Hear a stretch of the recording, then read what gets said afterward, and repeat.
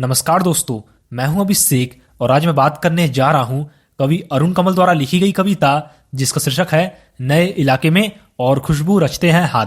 तो दोस्तों, सबसे पहले हम लोग नए इलाके में नाम की इस कविता के बारे में पढ़ेंगे।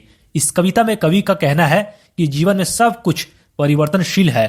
कवि कहता है कि वह शहर के नए बसते हुए क्षेत्रों में जाकर अपना रास्ता भूल जाता है। कवि उन निशानियों को ढूंढता रह जाता है जिनके सहारे उसे अपने मंजिल पर पहुंचना है, लेकिन दिन प्रतिदिन बदलते रास्ते उसे धोखा दे रहे हैं। तो चलिए दोस्तों, शुरू से इस कविता को समझने की कोशिश करते हैं। प्रस्तुत पंक्तियों में कवि ने बस्तियों में तीव्र गति से हो रहे निर्माण को एक संकट के रूप में दर्शाया है। कवि कहता है कि जब भी वह किसी नई बस्ती में पहुंचता है तो वह अक्सर रास्ता भूल जाता है। इसकी वजह यह है कि वहां रोज रोज नए नए मकान बन रहे हैं, इसलिए अपने आने जाने के रास्तों और ठिकानों तक पहुंचने के लिए जो निशान बनाए होते थे वो अब काम नहीं आते। कवि एक पीपल का पुराना पेड़ खोजता है, या कोई टूटा हुआ घर ढूंढता है, या फिर जमीन का कोई खाली टुकड़ा ढूंढता है जहां से उसे बाएं हाथ की तरफ मुड़ना था। लेकिन बहुत समय बाद ना तो पीपल का पेड़ रहा, ना ही टूटा हुआ घर रहा और ना ही जमीन का खाली टुकड़ा रहा, क्योंकि पीपल के पेड़ को लोगों ने उखाड़ दिया और टूटे हुए घर और जमीन के खाली टुकड़े पर लोगों ने मकान बना लिया।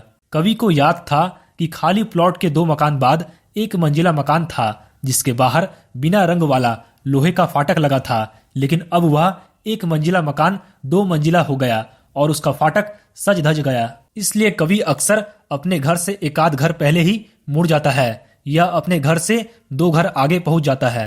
प्रस्तुत पंक्तियों में कवि कहता है कि नई बस्ती में रोज ही कुछ नया बन रहा है और कुछ पुराना टूट रहा है। इस बदलते माहौल के चलते हमारी यादें व्यर्थ है। इस दुनिया में ऐसा लग रहा है मानो पुरानी यादों को मिटाने की एक प्रतियोगिता हो रही है। कवि को ऐसा लग रहा है कि मानो वह वसंत में गया हो और पतझड़ में लौटा हो, या फिर बैसाख के महीने में गया हो और भादों के महीने में लौटा हो। ऐसा प्रतीत होता है कि एक पल में कई सदियां गुजर गई। आज इस नई दुनिया में कोई अपनापन नहीं रह गया है। कवि की इच्छा होती है कि हर दरवाजा खटखटाकर पूछे कि क्या वही घर है जिसमें उसके परिचित रहा करते थे। आजकल की दुनिया में ऐसा लगता है कि मानो आकाश ढह जा रहा है और ऊपर से पानी बहता आ रहा है। वह ऊपर की ओर भी देखता है और आशा करता है कि कोई उसे पहचान कर पुकार ले। तो दोस्तों, अब हम लोग खुशबू रचते हैं हाथ नाम की इस कविता के बारे में पढ़ेंगे। इस कविता में कवि ने समाज के गरीबों, मजदूरों और कारीगरों की दुर्दशा का चित्रण किया है। तो चलिए दोस्तों, शुरू से इस कविता को समझने की कोशिश करते हैं।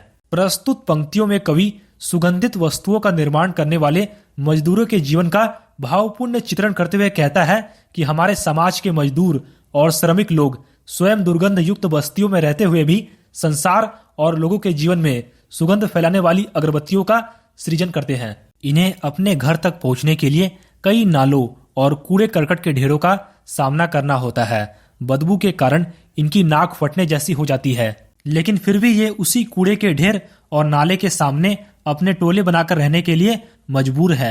ऐसे वातावरण में रहते हुए भी ये लोग संसार को सुगंधित करने का कार्य निरंतर करते रहते हैं। प्रस्तुत पंक्तियों में कवि मजदूरों की शारीरिक और मार्मिक स्थिति का चित्रण करते हुए कहता है कि दूसरों के जीवन में सुगंध फैलाने वाले मजदूरों के हाथ अपनी दुर्दशा और जीने की विपरीत परिस्थितियों के बावजूद अपना कार्य जारी रखते हैं। इन मजदूरों में कुछ बूढ़े लोग भी हैं जिनके हाथों की नसें कमजोरी के कारण स्पष्ट दिखाई देने लगी है, और कुछ ऐसे लोग भी हैं जिनके नाखून काम करते करते घिस चुके हैं। कुछ नन्हे बच्चे जिनके हाथ पीपल के पत्तों की तरह कोमल है, या फिर वे नव युवतियां जिनके हाथ जूही के डाल की तरह खुशबूदार प्रतीत होते हैं। काम के बोझ के कारण मजदूरों के कटे हाथ और जख्म से फटे और घाव वाले हाथ दर्द के बावजूद निरंतर अपने काम करते रहते हैं। ये लोग काफी मुश्किल जीवन परिस्थितियों के बाद भी खुशबूदार वस्तुओं की रचना करते हैं।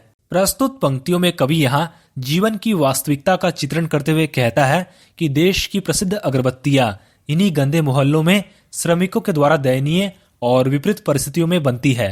केवड़ा, गुलाब, खस और रात रानी जैसी अलग अलग सुगंधों से परिपूर्ण अगरबत्तियों का निर्माण इन्हीं गंदी बस्तियों में होता है।